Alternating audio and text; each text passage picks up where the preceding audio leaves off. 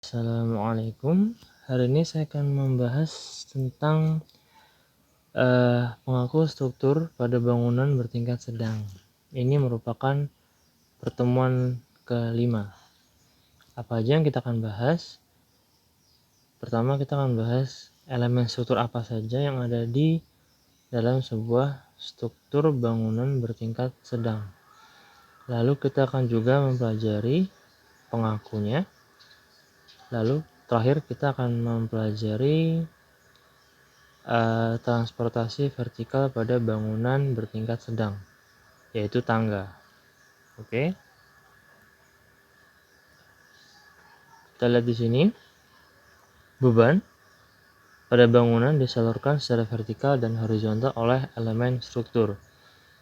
Jadi dari atas bangunan ada gravitasi menuju ke bawah, dia mau nggak mau akan melewati elemen-elemen bangunan.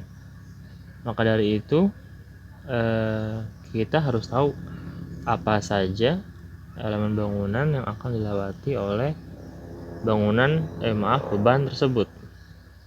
Ya, yang pertama kalian harus tahu bahwa yang penting dalam sebuah bangunan adalah hanya dua sebenarnya yang utama, vertikal dan horizontal. Untuk unsur vertikal kita ada yang namanya kolom dan dinding pemikul, namanya bearing wall. Lalu horizontal ada balok dan plat lantai. Nah, seperti bangunan Unindra ya, kalian pasti pernah melihat, bahkan mungkin akan selalu melihat gitu ya, adanya jondolan-jondolan ya yang ada di dinding. Itu yang kita sebut sebagai kolom nih ya. Kolom itulah yang membuat bangunan tersebut bisa menyalurkan beban, adanya kolom. Lalu adanya balok dan plat lantai. Plat lantai adalah tempat kita beraktivitas, dan balok membantu plat lantai untuk tetap tidak berubah. Ya, kalau kalian pernah, kemarin kita bahas itu tentang balok yang ada di two way step sama one way step itu ya. Di situ kan secara nggak langsung kan kita akan mengetahui adanya unsur-unsur seperti balok, kolom, dan plat, ya kan. Nah, jadi kita lihat di sini bahwa adanya kolom, balok, plat lantai, ini mereka bekerja bersama menyalurkan beban yang pada akhirnya nanti menuju ke fondasi. Kita membahas satu-satu. Kita bahas pertama dari balok dulu. Balok itu adalah elemen sistem struktur bangunan dengan posisi horizontal. Ya, horizontal yang berfungsi sebagai penyalur beban menuju elemen struktur vertikal. Balok sebagai elemen lentur yang dominan memikul gaya dalam berupa momen lentur dan gaya geser. Jadi balok yang berada di bawah plat lantai yang kalian injak setiap hari itu ya, itu dia mempunyai gaya, atau dia menyalurkan gaya. Saat diinjak seperti ini, maka dia akan menyalurkan ke kanan dan ke kiri gitu ya. Di sini dibilangin punya gaya dalam berupa momen lentur. Maksudnya apa? Momen lentur di sini ada, berarti ada kemungkinan balok ini akan begini. Nah, ya, akan begitu. Karena kan keinjak gitu. Nah, karena keinjaknya ini pada akhirnya akan terjadi lendutan, walaupun itu sifatnya kecil tapi tetap ada gitu ya. Lalu ada gaya geser ya. Di sini ada gaya geser di mana dia akan menggeser, jadi bisa patah gitu. Tadinya begini bisa lepas begini gitu ya. Bisa terjadi seperti itu kalau gayanya sangat besar sekali, tapi ini jarang.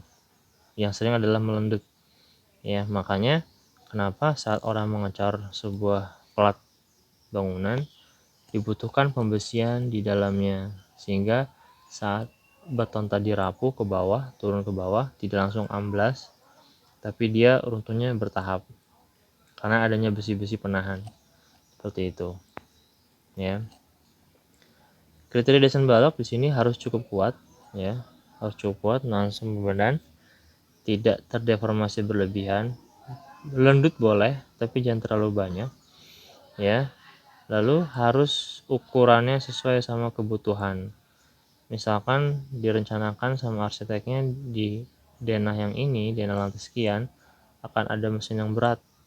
Tentu kebutuhan baloknya akan berbeda dengan lantai di bawah atau di atasnya, yang mungkin lantai tersebut digunakan hanya untuk user biasa tanpa ada mesin yang berat. Nah, ini pada akhirnya desain baloknya akan terpengaruh oleh apa fungsi di atasnya, seperti itu.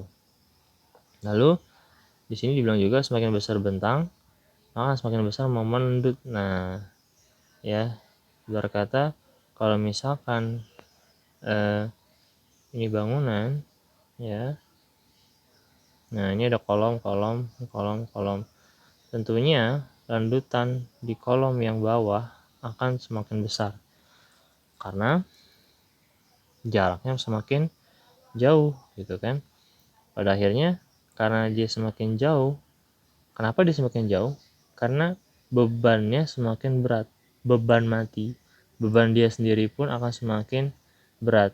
Kalau ini kan jarak sekian tidak begitu kentara gitu, anggaplah 5 meter gitu.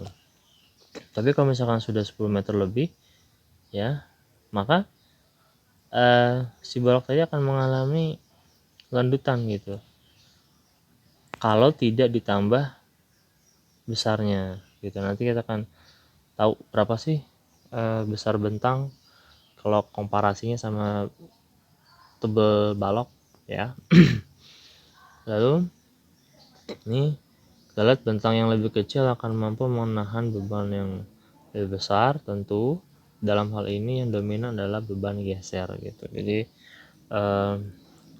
kalau bentangnya biasa, maka yang lebih dominan adalah gesernya. Tapi kalau misalkan bebannya lebar seperti ini, maka melandut dia gitu. Jadi tergantung situasi dan kondisinya. Ini adalah kriteria desain balok. Ya harus cukup kuat, tidak berdeformasi. 1-2 ini berhubungan sama nomor 3. Sebenarnya nomor 3 yang penting, sesuai kebutuhan bangunan ya. Kalau kita nggak tahu kebutuhan bangunannya, kita nggak akan bisa membuat atau mendesain baloknya. Dan berapa bentang yang akan terjadi, yaitu lagi-lagi kembali ke arsiteknya, butuh berapa space ruangnya. Pada akhirnya itu akan menentukan baloknya dan strukturnya. Ini dia yang kita harus tentang balok, bentangnya, bebannya, metode dimensi, dan defleksinya diizinkan. Ini dia, ini yang melendut nih maksudnya seperti ini ya. Saat ditekan di tengah atau ada orang datang, ada orang di atasnya memberikan beban, maka dia akan ke bawah. Ya, ini geser, lepas gitu ya. Kalau geser itu lepas kayak gini. Itu ya. Kalau melendut dia begini. Kenapa dia bisa melendut? Karena di dalamnya ada besi. Jadi besi baja, tulangan baja itu fungsinya dia tuh kuat tarik. Ya, kuat tarik, sedangkan beton itu kuat tekan.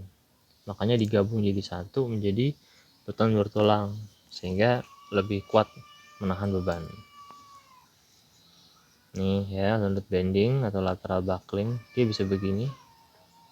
Ini kalau kena gravitasi, ini kalau kena gempa ya, begini ceritanya. Lalu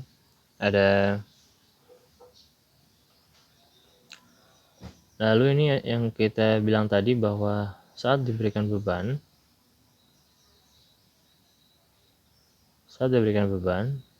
maka akan ada perlawanan ya, dimana aksi harus sama dengan reaksi, sama dengan 0. Nah, saat sebuah material bereaksi terhadap ada gaya gravitasi yang diberikan, itu terjadilah gaya dalam. Nah, gaya dalam terjadi adalah ini. Di sini dibilangin gaya kerja, gaya tarik. Nah, ini bagian bawah. Maksud tarik apa? Adalah ini garis gaya yang menunjukkan adanya tarik di bagian bawahnya, ya enggak? Tuh, dia akan tarik. Misalnya kita tarik ke sana, ada gaya, ini ada gaya dari atas ceritanya nih. Ini gaya gravitasi gitu ya, atau tekanan dari usernya gitu. Nah, yang bawah dia akan mengalami tekanan, tapi yang atas dia akan mengalami sorry, yang bawah mengalami tarik, yang atas akan mengalami tekan berarti dia akan mengerucut ke bawah gitu ya, akan mengerucut ke bawah. Karena ini menekan ke bawah, pada akhirnya menyebabkan ini akan gaya itu akan menggeser kanan kiri. Makanya saat balok itu dibagi dua seperti ini ya, dua balok seperti ini, maka yang atas akan mengalami tekan karena keinjak. Yang efeknya adalah saat ada tekanan ke sini, maka ini akan megar kanan dan ke kiri. Makanya dibilangnya garis gaya tarik bagian bawah, yang gaya tekan itu bagian atasnya. Itu ya, paham ya. Jadi dalam satu balok ini terjadi sebuah efek atau sebuah reaksi di mana bagian atasnya akan mengalami tekanan, yang bawah akan mengalami tarikan, kayak gitu ya. Kita lanjut. Nih akibat beban geser pada balok ya, kalau pakai kayu dia akan terbelah kayak gini. Lalu juga balok beton memerlukan tambahan kekuatan terhadap geser. Nah, biasanya tulangannya ditambahin ya, tulangan tambahin. Misalkan kalau kita bicara tekan tarik pada balok, biasanya kalau ini sebuah kolom ya, sebuah kolom, maka tulangan, kalau kalian tahu ada tulang sengkang ya, tulang sengkang kita udah pernah bahas di semester lalu. Itu ya ada di, biasanya tulang sengkang di bagian ini lebih banyak dibanding tulang sengkang di bagian tengah. Kenapa? Karena yang mengikat atau mengakukan hubungan antara kolom sama balok dan hubungannya dengan gaya gravitasi adalah di bagian sini. Kalau ikatan yang tidak kuat, maka dia akan lepas gitu, atau dia akan geser. Makanya kebanyakan dibagi-bagi ya, lebih banyak tulang sengkang itu berada pada bagian pangkal, bagian tengah tidak begitu banyak gitu ya. Karena kalau misalkan yang banyak yang sini, maka ini akan lebih berat dibanding kanan kiri gitu. Karena kalau kanan kiri lebih banyak, kalau tengahnya lebih banyak daripada kanan kiri, maka yang terjadi adalah tidak seimbang dan lebih menelundut lagi gitu ya. Berkata pegangan di bagian sini dikuatin ya, agar walaupun dia melendut tetap aman gitu ya. Bandingkan kalau kita cuma pegang bagian sini, yang terjadi adalah saat yang tengah kuat, yang bawah tidak kuat, yang akhirnya akan geser gitu. Makanya tadi ada geser kan, seperti itu kemungkinan. Oke, lanjut lagi. Nah, ini untuk keperluan penggambaran kalian nanti pas mengerjakan tugas. Ini adalah hitungan prinsip saja, bukan hitungan sebenarnya. Dalam artian pendekatan awal ya, itu untuk tinggi balok ya berdasarkan bentang adalah 1/10 sampai 1/12. Ini yang kalian harus tahu gitu ya. Jadi misalkan bentang kalian itu 5 meter, 6 meter. Nah, kalian bisa pakai 1/10 atau 1/12. Kalau misalkan pakai 1/10, maka nanti 1/10 kali 6 meter jadinya berapa tuh? 60 cm. Nah, berarti 60 cm tingginya gitu ya. Lalu misalkan pakai yang 1/12, ya berarti nanti jadinya 50 cm tingginya gitu ya, dan seterusnya. Oke, nanti kan balok kan seperti ini kalau kalian tahu ya, gini kan. Nah, untuk tingginya pakai rumus yang 1/12 Tapi untuk lebarnya kalian bisa pakai yang setengahnya. Misalnya kayak tadi 6 meter, pakai 1/12 jadinya berapa tadi? 50 kan?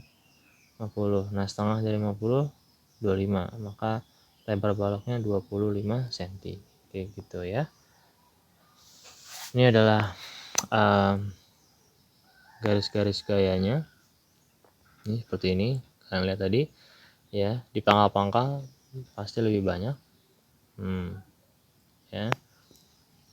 Di sini ada dua, ya, ada balok induk. Balok induk itu yang nempel sama kolom, balok anak adalah balok yang nempel sama induknya. Ya, nah ini seperti ini. Ini di rencana balok kolom gambarnya seperti ini ya. Yang difokuskan adalah si kolomnya sama baloknya. Ini balok gitu ya. Nah, ini bacanya banyak, ini kalian baca aja sendiri ya. Pernah juga saya bahas yang bagian kolom utama dan kolom praktis ya. Silakan. Nah, tadi udah bicara mengenai kolom balok ya. Sekarang kita akan bicara mengenai bearing wall. Bearing wall itu hampir sama kolom. Dia memikul beban, meneruskan beban ke bawah, tapi bentuknya bidang, bentuknya dinding gitu ya. Kalau tadi kolom bentuknya begini, maka bearing wall bentuknya bidang. Itu ya, itu bedanya. Itu. Kapan pakai bearing wall, kapan pakai kolom? Nah, kita lihat ya. Berdasarkan bagaimana dinding ini disusun dalam bangunan, maka kita lihat bahwa pertama, sistem dinding melintang, peletakan dinding tegak lurus dengan sisi panjang bangunan. Tuh. Ya, peletakan yang sejajar dengan sisi panjang bangunan. Jadi, kalau kemarin-kemarin kita ngeliat denah bentuknya begini, kolom gitu ya. Nah, gini deh. Nih, kalau yang kalian lihat adalah yang terpotong kolom ya. Ini kolom ya. Nah, kalau ini yang kalian lihat adalah garis-garis. Nah, garis-garis inilah yang disebut bearing wall. Biasanya bearing wall itu dipakai untuk bangunan dengan ruang-ruang yang banyak, ruang-ruang yang sama dan banyak kayak apartemen, hotel gitu ya. Dan bearing wall ini dipakai sudah zaman tahun 1960-an ya, bahkan sebelum itu ya, untuk membentuk apartemen atau hotel bangunan sedang. Daripada pakai kolom, pakai dinding lagi, mending sekalian dinding sekaligus sebagai strukturnya. Makanya dibuatlah sistem yang namanya bearing wall atau dinding pemikul kayak gitu ya. Nah, ini penyalurannya ya. Dengan beban vertikal pada bangunan dilakukan oleh dinding. Kalau tadi penyaluran beban vertikal dilakukan oleh kolom, ini oleh dinding ya. Jadi bedanya di situ. Lalu denah per lantai bangunan bertingkat biasanya tipikal, harus sama, tipikal, seragam. Kalau enggak nanti bisa menimbulkan tidak ini ya, tidak kaku, tidak kuat gitu ya. Nah, ini tadi bangunan bertingkat yang menggunakan sistem bearing wall biasanya adalah residensial, hotel, apartemen itu yang per lantainya tipikal. Ketebalan dinding harus diperhatikan secara seksama. Dinding lantai bawah biasanya paling besar karena dia memikul atasnya. Makin ke atas makin kecil. Makanya biasanya bangunan untuk yang menggunakan bearing wall itu bertingkat sedang, tidak tinggi. Nah, lanjut kita ke plat lantai. Adalah lantai yang tidak terletak di atas tanah langsung ya. Jadi kalau ngomongnya plat lantai, maka kita harus pikir itu plat, sebuah plat. Berarti di bawahnya ada penopangnya, yaitu baloknya dan kolom. Bukan lagi plat yang atasnya plat, yang bawahnya ada tanah urukan, lalu ada pasir segala macam. Tidak, itu bukan plat, tapi itu lantai. Kalau plat lantai itu plat yang berada di atas balok. Oke, nih. didukung oleh balok-balok ya. Gunanya apa? Memisahkan ruang atas bawah, meletakkan kabel listrik, meredam suara, menambah kekakuan bangunan gitu ya. Pada akhirnya kan kalau bentuk kotak seperti ini, dia akan mampu memperkuat sistem yang ada. Sistem yang ada berupa 4 tiang ya, lalu ditambahkan oleh plat ini. Nah, tentunya ini lebih kuat dibanding tidak ada plat sama sekali kayak gitu ya. Ini harus perencanaannya kaku, rata, lurus ya dong, karena dipakai rumah kita kan. Lalu bahan platnya bisa kayu, beton, baja gitu ya. Lalu dicornya di mana? Cornya di tempat bareng-bareng ya, kalian mungkin lebih kurang tahu lah ya. Saat kita mau ngecor bangunan itu ya langsung bikin bekestinya buat kolom, buat balok, dan buat apa namanya, kolom, balok, sama plat sekaligus gitu ya. Ini tulangan plat beton dipasang bersilangan, dia untuk menahan momen tali lenturan. Ini harus dikaitkan dengan tulangan balok betonnya. Kalau enggak nanti dia tidak kuat, tidak bisa menahan geser karena tidak ada yang mengikat gitu kan. Nah, ini kalian bisa baca sendiri, ini teknisnya. Tebalnya tulangan harus sekian, tebalan sekian. Nah, ini disesuaikan dengan keadaan fungsinya bangunan kayak apa ya. Lagi-lagi semua keputusan pengambilan ini itu ditentukan oleh sebenarnya pertama arsiteknya mau bikin ruang seperti apa, maka dia akan dapat beban sekian. Nah, beban sekian itulah yang akan nanti dihitung oleh sipil, yang akhirnya muncul angka-angka ini. Tapi standar kebanyakan orang memakai langsung angka-angka ini, jadi nggak ada masalah sebenarnya, kecuali memang bangunan-bangunan khusus yang dia memerlukan perhitungan spesifik, seperti untuk bangunan percetakan, untuk bangunan arsip gitu ya, yang butuh apa namanya furniture yang berat. Nah, itu tentu ada perhitungan tersendiri ya. Jadi lagi-lagi awalnya di kita sebagai arsitek, makanya kalian berpikir, makanya kalian belajar SBBS atau belajar struktur itu adalah kalian harus sebagai arsitek melihat itu, bukan sebagai orang sipil yang ngitung gitu loh. Jadi dari fungsi kalian akan bisa bikin bangunan seperti apa. Nah, pengetahuan ini akan membuat kalian lebih aware dan lebih paham bagaimana menyusun ruang gitu ya. Jadi nggak seenaknya. Ini juga kalian bisa baca sendiri ya, sama itu. Ini apa namanya, lebih ke pengetahuan tambahan saja. Lanjut lagi. Nih, inilah keadaan pas kita mengecor ya. Tuh ada apa namanya, tulangan-tulangannya ditaruh di atas, bawahnya ada cetakannya. Ini yang hitam-hitam nih agak dalam dikit, itu buat balok ya, buat ngecor balok itu. Nanti buat kolom, jadi antara kolom, plat, sama balok itu dicor bareng-bareng. Agar apa? Agar rigid, agar jadi satu kesatuan yang monolit dan lebih kuat dibanding dicor terpisah kayak gitu. Oke,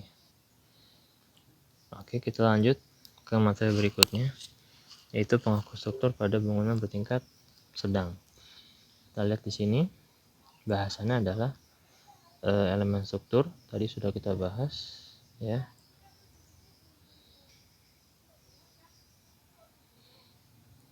Lalu pengaku bangunan dan perakhiran fungsi tangga ya. Ini yang disebut pengaku bangunan ya. Pengaku bangunan itu ada banyak ya. Kalian bisa lihat ada core inti bangunan, ada bracing ya, bentuknya silang-silang begitu ya. Kalian pasti kalau pernah ke pabrik atau ke tempat main futsal, pasti di antara dinding-dinding bajanya itu pasti ada silang-silangan kabel. Nah, itulah bracing gitu ya. Atau shear wall. Shear wall ini merupakan dinding pengaku terhadap apa? Terhadap gempa atau beban lateral kayak gitu. Kenapa dibutuhkan core, shear wall, bracing ini? Agar bangunan tidak mengalami 4 hal ini: mengguling, amblas, kolaps, dan memutar. Jadi bangunan sebenarnya endingnya adalah mengkakukan bangunan, ya kayak gitu. Nih, apa ini shear wall? Ya, shear wall itu sejenis dinding kayak biasa, tapi dia lebih tebal. Shear wall itu mirip sama bearing wall, tapi bearing wall fokusnya adalah untuk meneruskan beban vertikal. Kalau shear wall digunakan untuk mengkakukan bangunan, ya. Jadi dari fungsinya udah beda gitu. Kalau BW atau bearing wall itu fokusnya gravitasi. Kalau SW atau shear wall fokusnya adalah lateral atau gempa. Jadi beda dua hal ini, dua hal yang beda gitu, ya. Peletakannya juga nggak bisa macam-macam. Kalau shear wall harus simetris, dia. Kalau nggak simetris nanti dia nggak kaku, dia nggak balance terhadap gaya-gaya gempa atau lateral lainnya gitu. Jadi dari peletakan beda, dari fungsi utamanya beda. Shear wall bisa buat gravitasi, iya bisa, cuman itu tidak fungsi utamanya. Jadi dalam membuat sebuah bangunan yang pertama harus ada adalah BW, baru kemudian SW. Bearing wall fungsinya untuk gravitasi, baru kemudian kalau kita butuh untuk mengaku bangunan kita menggunakan SW gitu, karena SW ini fungsinya adalah pengkaku, bukan untuk struktur utama gitu, ya. Nih, ya, ini untuk contoh-contohnya bagaimana memasang yang benar, bagaimana memasang yang salah. Itu ini benar dan material yang digunakan adalah beton bertulang tentu. Jadi kalau misalkan dinding cuma 15 cm, shear wall bisa sampai 30-40 cm sendiri, dan dia menerus sampai fondasi paling bawah. Ini dia bedanya. Jadi dia menerus nih, misalkan ada 4 lantai, ini menerus sampai fondasi bawah, ini sampai fondasi bawah kayak gitu, ya. Ini keuntungannya adalah mampu menahan beban gempa, ya. Dia akan lebih stabil, detail tidak sulit, ya, hemat biaya seperti itu, karena tidak perlu lagi tambahan-tambahan tertentu karena udah jadi dinding, udah bisa memisahkan ruang, ya. Jadi lebih efektif secara biaya. Ini juga, ya, shear wall. Kalau dia yang tidak ada shear wall, maka saat ada goncangan dia akan bergoyang lebih besar. Tapi saat ada tahanan di sini seperti ini, maka akan lebih stabil, akan lebih kuat gitu, ya. Jadi di situ. Jadi antara rangka diberikan isian berupa dinding dengan harapan saat ada goyangan maka si dinding ini akan menahan pergerakan dari kolom sehingga bangunan akan lebih kaku gitu, ya. Ini seismic behaviornya, kalau yang terjadi apa gitu, ya. Yang tentunya diharapkan adalah yang desirable adalah crack doang. Jadi tidak ngangkat, tidak robek, ya, atau tidak geser, ya. Ini tidak diinginkan. Yang diinginkan adalah seperti ini, flexure tension failure-nya. Nih, ya.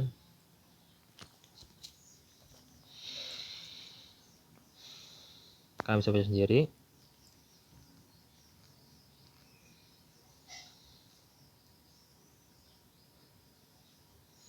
Tangga, ini dia tangga. Tangga dari ibu tangga, anak tangga, dan railing. Sebenarnya bagaimana sih menghitung tangga itu, ya? Kan sering naik tangga, tapi bagaimana cara bikin tangga gitu? Ada hitungannya gitu. Ini jenis-jenisnya. Ada balok anak, ada balok beton, lantai bawah. Nah, tangga itu juga dikasih pondasi, ya, karena dia struktur yang sendiri gitu, maka dia butuh pondasi. Nah, ini cara ngitungnya. ya. Ukuran tangga sesuai dengan rumus empiris, yaitu lebar pijakan unthread tambah 2 kali tinggi pijakan offthread, tidak kurang dari 60 dan tidak lebih dari 65 gitu. Jadi misalkan lebar pijakannya 28 misalkan ya 28, lalu tingginya misalkan 15 tuh ya, 15. Nah berarti kan yang ini adalah A, ini adalah B, ini adalah A.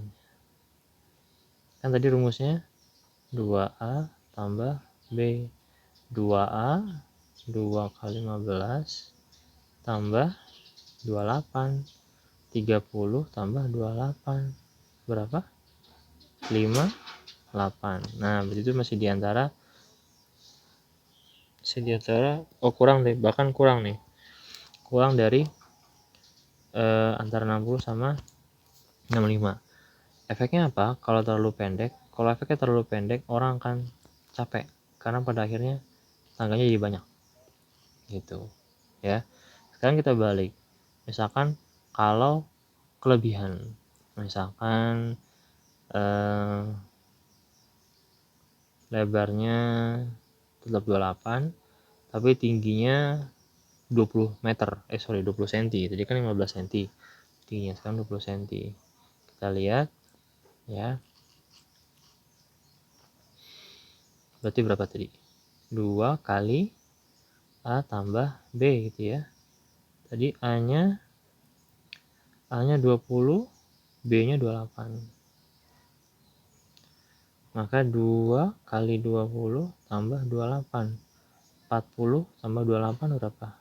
68. Nah kalau lebih dari 65, kemungkinan besar kaki kita capek bukan karena naik, tapi karena terlalu tingginya ininya ya. Kalau yang terlalu tinggi, kaki juga lebih capek.